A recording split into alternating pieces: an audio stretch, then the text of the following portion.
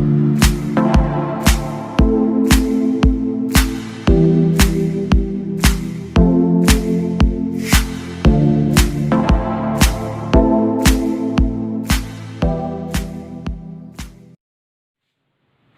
Everyone, मैं हूँ राजेश कुमार और ये वीडियो क्लास 11th केमिस्ट्री के लिए है। And the topic of this video is derivation of Bohr's postulate of angular momentum by using de Broglie equation. तो इस वीडियो में हम डिराइव करेंगे उस Bohr's postulate of angular momentum की इक्वेशन को, और उसको डिराइव करने के लिए हम डी ब्रोगी इक्वेशन का भी यूज़ करेंगे। तो कौन सा पोस्टुलेट है? वो बोहर्स मॉडल ऑफ एटम का, जो किसी इलेक्ट्रॉन के एंगुलर मोमेंटम को डिस्क्राइब करता है। So according to Bohr's model of atom, the angular momentum of an electron in an orbit of radius r is equal to integral multiple of h upon 2 pi। तो जो angular momentum होगा electron का किसी भी orbit के लिए जिसका radius r है, तो उसका एंगुलर मोमेंटम हमेशा इक्वल होगा nh अपॉन 2 पाई के। सो according to Bohr's model of atom, the angular momentum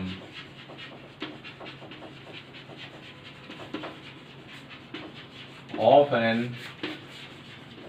electron revolving in an orbit of radius r is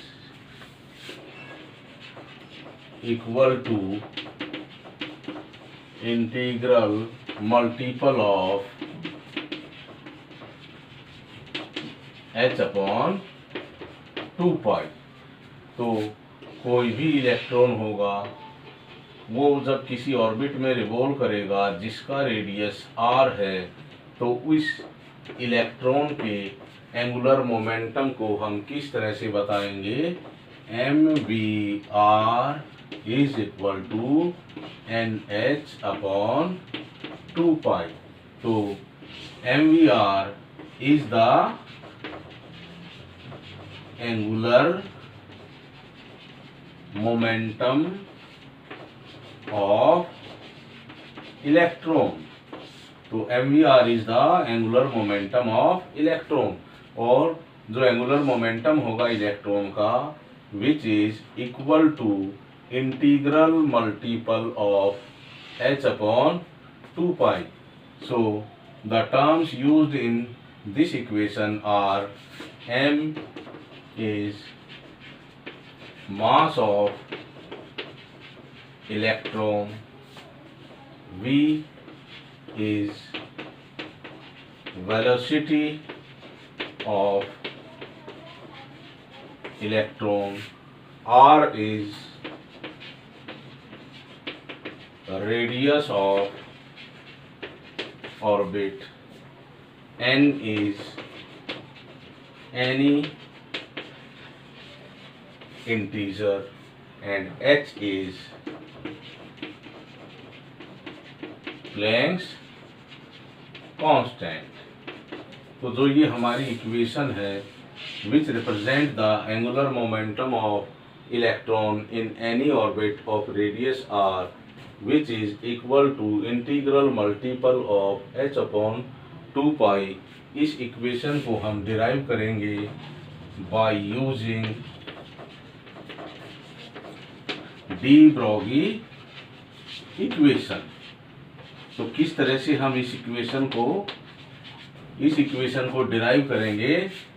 इस डी ब्रोगी इक्वेशन का यूज करके।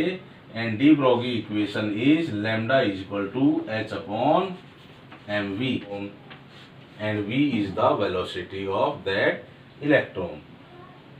तो किस तरह से हम इस इक्वेशन को डिराइव करेंगे, चलो देखते हैं।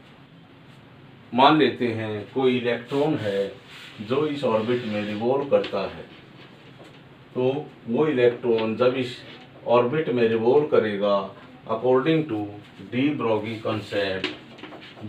कंसेप्ट के according electron is having dual nature. Electron is having dual nature. Electron का ड्यूअल नेचर होता है matter as well as wave nature. So during motion of electron it produces wave. तो जब भी इलेक्ट्रॉन मूव करेगा इस orbit में वो वेव प्रोड्यूस करेगा and electron moves only in that orbit। वो इलेक्ट्रॉन उसी ऑर्बिट में मूव करेगा फॉर विच जिसके लिए the wave produced by it is in phase. तो इलेक्ट्रॉन उसी ऑर्बिट में रिवॉल्व करेगा जिसके लिए उस इलेक्ट्रॉन की वेव फेज में होगी। किस तरह से हम बोलेंगे कि वो फेज में होगी? मान लीजिए जब ये इलेक्ट्रॉन मूव करता है इस ऑर्बिट में तो वो वेव प्रोड्यूस करेगा और जो वेव होगी उसको फेज में हम किस तरह से बताएंगे? इस तरह से, अगर इस वेव का ये एंड इस वेव के इस दूसरे एंड के साथ कंबाइन कर जाता है then this wave is in phase. तो आउट ऑफ फेज कब होगी? जब ये वेव का ये पॉइंट इस वेव के दूसरे पॉइंट के साथ नहीं कंबाइन कर पाता, then in this case the wave is out of phase। तो इस केस में वो इलेक्ट्रॉन की वेव आउट ऑफ फेज होगी और इस ऑर्बिट में इलेक्ट्रॉन एग्जिस्ट नहीं करेगा। तो इलेक्ट्रॉन किस ऑर्बिट में एग्जिस्ट करेंगे? इलेक्ट्रॉन केवल उसी ऑर्बिट में एग्जिस्ट करेंगे जिसके लिए उसकी वेव फेज में होगी। तो अब क्या होगा? कितनी वेव्स इस पूरे ऑर्बिट के लिए होंगी उसको हम कंपेयर करेंगे इस ऑर्बिट के सरकमफ्रेंस से। तो जब हम इन नंबर ऑफ वेव्स को कंपेयर करेंगे इस ऑर्बिट के सरकमफ्रेंस से तो हमें एक इक्वेशन मिल जाएगी। And for it let lambda be the wavelength of wave produced by motion of electron। तो जब इलेक्ट्रॉन मूव करता है उससे जो वेव प्रोड्यूस होगी उस वेव की वेवलेंथ लैम्डा है electron. So now circumference of orbit is equal to number of complete waves multiplied by wavelength of wave, and the circumference of orbit of radius r is given by 2 pi r and let n be the number of waves। मान लीजिए हमारे पास जो number of waves हैं इस orbit के लिए वो हमने यहाँ पर n ले ली, number of waves. So n क्या रिप्रेजेंट करता है? नंबर ऑफ वेव्स, और इसको हमें मल्टीप्लाई करना होगा उस वेव की वेवलेंथ से। सो r is the radius of orbit।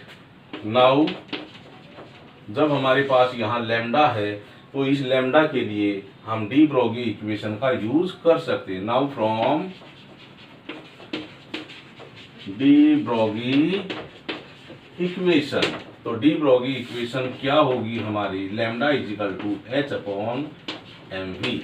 अब इस लैम्डा की वैल्यू को हम इस इक्वेशन में सब्स्टिट्यूट कर देंगे, तो 2 pi r is equal to n h by m v. So on rearranging this equation,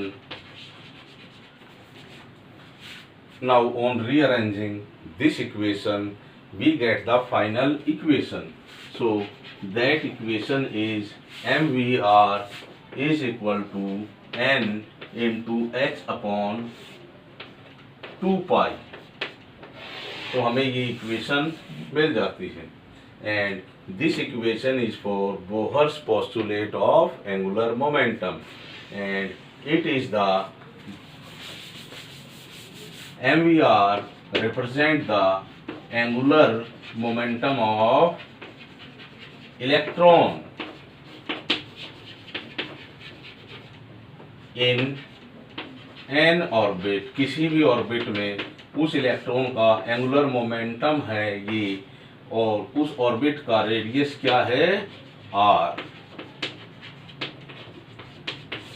and it is equal to integral multiple of h upon 2 pi, and n is any integer 1 2 3 4 5।